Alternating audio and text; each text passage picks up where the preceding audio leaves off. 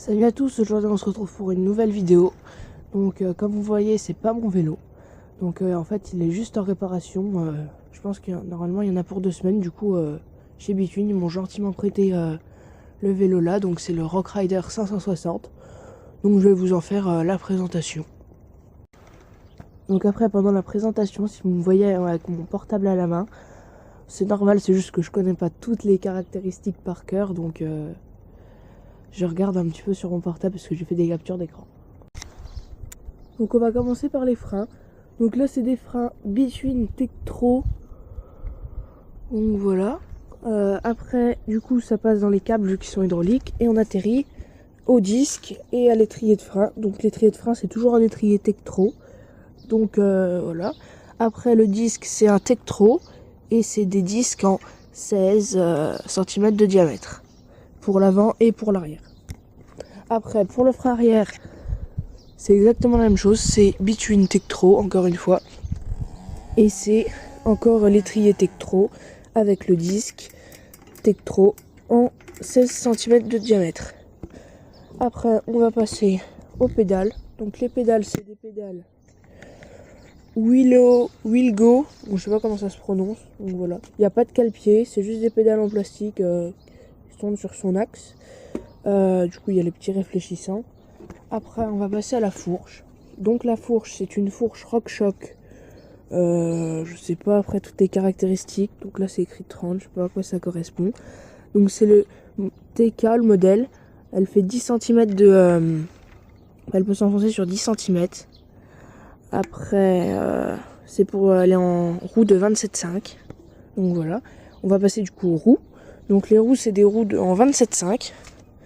Donc on va faire la jante. Donc la jante c'est une Aerotrail Pro double wall rim disc only. Donc ça correspond à double wall rim disc only, pardon. Je sais pas comment trop ça se prononce. Du coup ça veut dire qu'en fait il y a 2 épaisseurs dans la jante pour la rendre plus solide. Donc la jante aussi elle est en 28 rayons. Donc voilà. Après les rayons ils sont peints. C'est une valve, je sais plus comment ça s'appelle, mais c'est les valves normales. Après on va passer aux pneus. Donc les pneus c'est des Hutchinson Cobra en 27,5 x 2,10. Donc là je sais pas si on voit bien mais c'est écrit 2,10 là.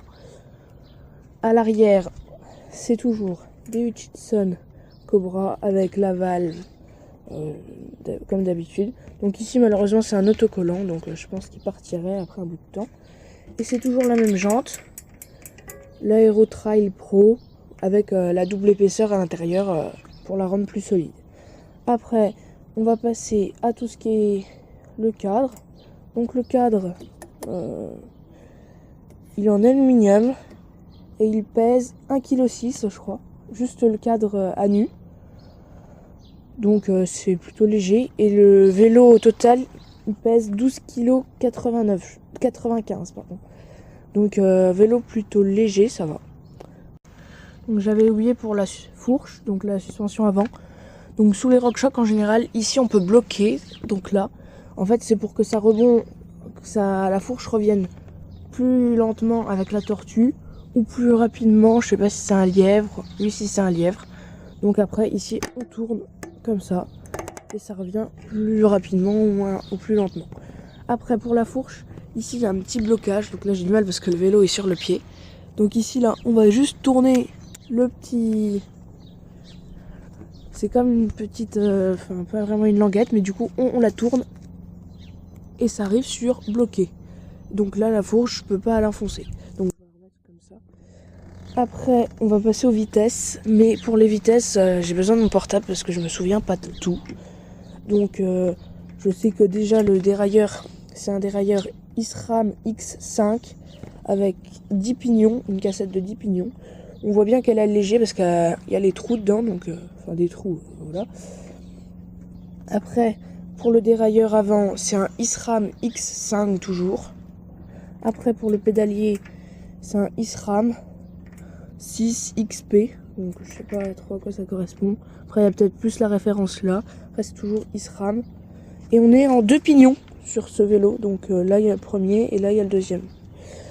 Après je vais vous dire le nombre de dents qu'il y a sur le pignon parce que je m'en souviens pas complètement. Après du coup voilà, c'est écrit 10 speed, en anglais ça veut dire 10 vitesses. Et après c'est écrit exact activation, donc je sais pas à quoi ça correspond. Et puis voilà.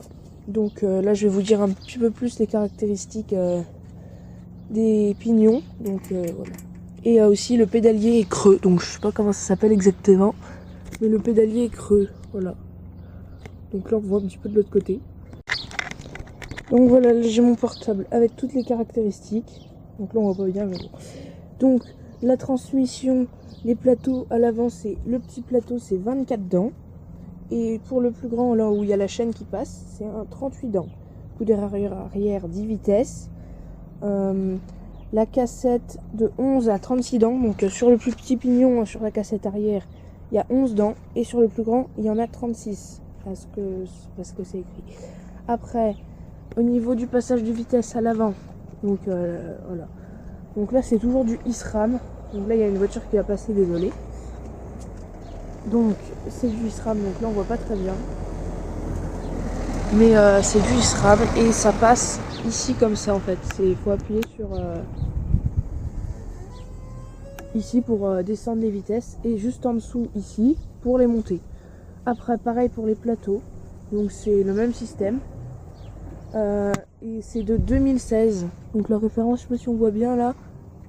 C'est écrit juste là, donc voilà, c'est 2016. Après, on va passer au guidon. Donc, je vais poser mon portable et on passe au guidon. Donc, pour le guidon, je vais baisser le vélo parce qu'il est sur le trépied. Du coup, là, comme vous voyez, je vous dirai peut-être c'est lequel de trépied. Donc, voilà, sur le guidon. Donc, c'est des poignées between. Après, du coup, là, il y a encore tous les petits restants. Vu qu'ils me l'ont prêté, je vais pas enlever vu que ça m'appartient pas. Du coup, il y a toujours la sonnette et à l'avant pour qu'on voie. Et ici, les petits clips pour mettre entre les plaquettes quand on démonte la roue pour pas qu'elle se colle si on appuie sur le frein. Donc là, sur les vitesses, c'était du ISRAM. Voilà, donc là, on voit bien. Du coup, la potence, c'est une potence en 0,30e up, sit down. C'est une 80 mm. Oui, voilà, je pense. Après, du coup, ici, l'écriture, c'est pour le serrage, en fait. Le serrage de la potence. Donc, le guidon, il fait 660 mm de largeur. Et je crois que c'est sur du 3 cm en diamètre. Donc, voilà. Du coup, ici, là, on voit peut-être mieux le blocage pour la fourche. Donc, voilà. C'est ici. Il faut juste tourner, faire pivoter espèce de petite couronne vers bloquer et ça va venir bloquer la fourche ici où ça va. Voilà. Donc là je la bloque avec la petite couronne. Donc après qu'est-ce qu'il y a à présenter? La selle. Donc la selle c'est une selle Ergo Fit System de Between toujours. Donc elle est bien confortable parce que le vélo est plutôt fait pour être confortable. Alors que la mienne de celle que j'ai sur mon 520, mon Rockrider 520, elle est plus dure et je préfère, je trouve. Parce que du coup là elle est... Bah, après c'est bien pour la randonnée, c'est plus souple. Après du coup, ça franchement c'est super bien chez Rockrider Between. Ils mettent les petites... des chiffres du coup pour savoir la hauteur où on règle sa selle. Donc franchement c'est super. Après du coup c'est écrit Flex Post, en gros c'est pour la position où on peut la régler. Donc ici il y a la petite vis pour desserrer ici et après avancer ou reculer la selle ou la pencher en avant pour la mettre plus à la verticale ou pencher en arrière ou plus à l'horizontale. Et le mieux c'est bien à l'horizontale. Après je crois qu'il n'y a plus rien à dire. Ah si, le cadre c'est un cadre en taille M, ergolock toujours, donc voilà. Après du coup c'est écrit M toujours sur le petit papier que je peux pas enlever parce que je pense pas que j'ai le droit. Du coup voilà. Rockrider 560 Black.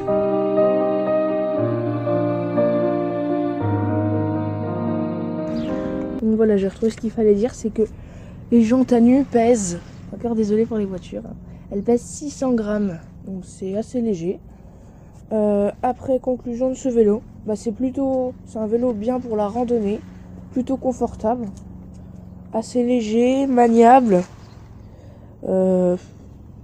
avec ses pneus plutôt larges, donc ça agrippe bien et en 27,5, puis sont bien, enfin voilà. Donc conclusion de ce vélo, après écoute, 660 €, donc voilà, cette vidéo est terminée pour aujourd'hui. Donc il y en aura d'autres, donc je pense que la prochaine, soit ça sera un tuto wheeling, soit ça sera des sauts dans la forêt, parce qu'on a construit un petit spot de saut avec X Sport Dompère, donc Jules, et Grand X Atrox, Grand X Donovan. Donc voilà. Ou sinon, il y aura la présentation de mon vélo, donc le Rockrider 520 de 2015. Et sinon, on pourra faire une comparaison entre le 560 et le 520. Salut à tous, à la prochaine.